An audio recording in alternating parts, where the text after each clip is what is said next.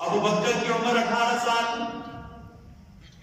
اچھا یہاں سے آپ کو بتا تو قرآن میں اللہ نے صحابہ کی ایک صفت بیان کی ہے، ذالک مثلهم فی التوراۃ والانجیل. اللہ نے صحابہ کی صفات پچھلی کتابوں میں، یہودیوں کی کتاب تورات میں بھی بیان کی ہیں جو موسیٰ علیہ السلام پر نازل ہوئی، اور اللہ نے صحابہ کی نشانیاں اللہ نے قرآن کا محمد الرسول اللہ والذین معه اشداء علی الکفار رحماء بینہم. ایک مطلب ہمارا علماء نے لکھا محمد الرسول اللہ، محمد صلی اللہ علیہ وسلم اللہ کے رسول ہیں، والذین معه آپ کے جتنے بھی ساتھی ہیں، ابو بکر کے علی سے لے کر علی کی یا تک، چاہے وہ معاویہ ہیں، چاہے حسن ہیں، چاہے حسین ہیں، جتنے بھی صحابہ ہیں 1 لاکھ سے زیادہ، وہ سارے کے سارے آپ کے ساتھی. اشداء علی الکفار، کافروں کے لیے سخت ہیں، رحماء بینہم، آپس میں نرم دل ہیں. بعض علماء نے سمانے کیوں کیا، بعض تفسیروں میں یوں مطلب لکھا ہوا ہے محمد الرسول اللہ، محمد صلی اللہ علیہ وسلم اللہ کے رسول ہیں. والذین معه، قرآن میں اللہ نے کہا کہ جب غار میں تھے نا، میرے نبی صلی اللہ علیہ وسلم نے ابو بکر کو کہا تھا لا تحزن ان اللہ معنا، غم نہ کرو اللہ ہم دونوں کے ساتھ تھے. اس کو معیت کہتے ہیں. مع کا مطلب ہے ساتھ ہونا. تو اللہ نے جو قرآن میں کہا والذین معه، بعض علماء نے سے دلیل پکڑی ہے کہ اللہ نے ابو بکر کو کہا تھا ان اللہ معنا. اب یہاں معه کا معنی انہوں نے کیا کیا، محمد الرسول اللہ، محمد اللہ کے رسول ہیں، والذین معه ابو بکر آپ کے ساتھ ہیں.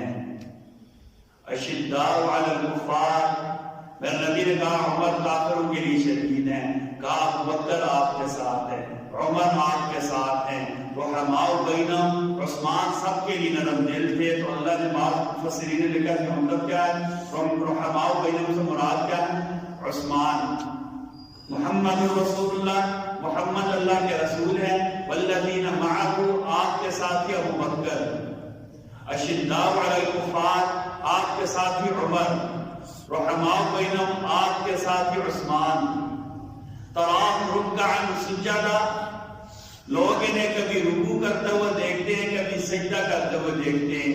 یبتغون فضلا من اللہ ورضوانا، یہ اللہ کو راضی کرنے کے لیے میدان جہاد میں ہوتے ہیں تب بھی اللہ ہی سے مانگتے ہیں، اپنے گھر میں ہوتے ہیں تب اللہ ہی کے سامنے اپنا سر جھکاتے ہیں.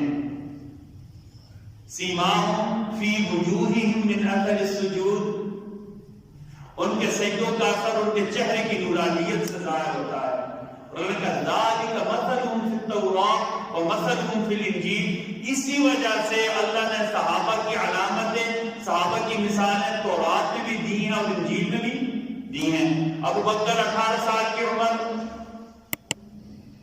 گھر میں سوئے ہوئے ابو بکر نے خواب دیکھا کہ مکہ میں اچانک چاند گرتا ہے، چاند کے ٹکڑے ہوتے ہیں، کسی کے گھر اتنا سا ٹکڑا گرتا ہے، کسی کے گھر اتنا سا ٹکڑا گرتا ہے، آخر میں وہ چاند دوبارہ اکٹھا ہوتا ہے، ابو بکر کے گھر آتا ہے اور ابو بکر کی جھولی میں جمع ہو جاتا ہے. ابھی ابو بکر ایمان نہیں لائے، میرے نبی بھی ابھی نبی نہیں بنے. ابو بکر نے خواب دیکھا کہ مکہ کی وادی میں چاند گرا، ہر گھر میں کچھ نہ کچھ ٹکڑا گیا، آخر میں چاند دوبارہ اکٹھا ہوا، چاند نے اپنی شکل اختیار کی، ابو بکر کے گھر آیا. ابو بکر کے گھر میں روشنی کرنے کے بعد ابو بکر کی گود میں آ کر وہ چاند اکٹھا ہو گیا. ابو بکر نے خواب کی تعبیر پوچھی، خود بھی خواب کی تعبیر کا ماہر تھے لیکن سمجھ نہیں آئی. 18 سال کی عمر میں شام کا سفر کیا. شام کا سفر کرتے ہوئے اس زمانے میں عیسائیوں کے سب سے بڑے عالم بحیرہ سے ملے. وہی بحیرہ جس نے نبی کریم صلی اللہ علیہ وسلم کو پہچانا تھا اور چچا کو کہا تھا کہ آپ انہیں واپس دے جائیں، یہ نبی ہیں. ابو بکر اسی بحیرہ کے پاس گئے، کہا کہ جناب میں نے سنا ہے آپ سے بڑا انجیل کا کوئی عالم نہیں ہے، آپ سے بڑا عیسائیوں کا اور آسمانی کتابوں کا کوئی عالم نہیں ہے. میں نے یہ خواب دیکھا، آپ مجھے اس خواب کی تعبیر بتلا سکتے ہیں؟ ابو بکر نے کہا کسی نے دیکھا؟ کہا کسی نے نہیں دیکھا، جس کو دیکھا اسے بلاؤ۔ کہا میں نے دیکھا، میں نے دیکھا۔ بحیرہ کہنے لگا کہ تمہیں مبارک ہو، نبی آخر الزمان آئیں گے، تم نے ان کے اوپر ایمان بھی لانا، سب سے زیادہ انہوں نے تیرے اوپر اعتماد کرنا ہے۔ اگلے سال ابو بکر یمن میں گئے۔ یمن کا ایک علاقہ ہے عزم۔ عزم میں ابو بکر کپڑے کی تجارت کرنے کے لیے گئے۔ عزم میں یہودیوں کا سب سے بڑا عالم، جسے لوگ شیخ العزم کہتے تھے، شیخ العزم کہتے تھے، آسمانی ساری کتابیں اسے یاد تھیں، اور اس علاقے میں اس سے بڑا آسمانی کتابوں کا عالم کوئی نہیں تھا۔ شیخ العزم نے، اس بڑے یہودی عالم نے ابو بکر کو دیکھا، اس بڑے یہودی عالم نے ابو بکر کو دیکھا، ابو بکر کو اپنے پاس بلا لیا۔ لوگ حیران ہوئے کہ یہ بندہ کسی سے بات نہیں کرتا، اس نے اجنبی کو، ایک تاجر کو، ایک مسافر کو اپنے پاس کیوں بلا لیا؟ ابو بکر کو بلایا، کہا کہاں سے آئے ہو؟ کہا کہاں سے آئے ہو؟ کہا مکہ سے آیا ہوں۔ کہا قبیلہ کون سا ہے؟ کہا قریش سے ہوں۔ کہا خاندان کون سا ہے؟ کہا میرا خاندان بنو تیم ہے۔ کہا نام کیا ہے؟ کہا میرا نام ابو بکر ہے۔ کہا نہیں، نام کیا ہے؟ یہ تو آپ کی کنیت ہے۔ کہا میرا نام عبداللہ ہے۔ والد کا نام کیا ہے؟ عثمان۔ والد کی کنیت کیا ہے؟ ابو قحافہ۔ کرتے کیا ہو؟ کپڑے کا کام کرتا ہوں۔ کہا آپ کو پوچھ رہے ہیں؟ اچھا، کہا باقی باتیں تو پوری ہو گئی ہیں، ایک بات مجھے بتائیں۔ کون سی بات؟ کہا کہ ایک نشانی رہتی ہوں، میں دیکھوں گا، پھر آپ کو میں بتاتا ہوں آپ کون ہیں۔ ابھی میرے نبی کی بعثت نہیں ہوئی۔ ابو بکر یمن گئے، تورات کا سب سے بڑا عالم ابو بکر سے پوچھنے لگا، قریش سے ہو؟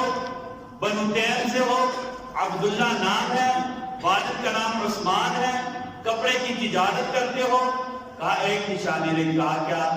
کہا اگر برا نہ مانو تو اپنے پیٹ کے اوپر سے کپڑا اٹھاؤ۔ ابو بکر نے اپنی پیٹ کے اوپر سے کپڑا اٹھایا، ابو بکر کی ناک کے پاس ایسا تل بنا ہوا تھا کالا۔ اس نے کہا کہ ہماری کتابوں میں لکھا ہوا ہے کہ نبی آخر الزمان آئیں گے۔ ہماری کتابوں میں لکھا ہوا ہے نبی آخر الزمان آئیں گے۔ نبی آخر الزمان پر سب سے پہلے جو ایمان لائے گا وہ یہی بندہ ہوگا، اور کہا نہ صرف ایمان لائے گا، نبی کی وفات کے بعد نبی کے جانشین اور خلیفہ بھی بنے گا۔ یارو میرے نبی آیا تو سب سے پہلے ابو بکر ایمان لائے، سب کو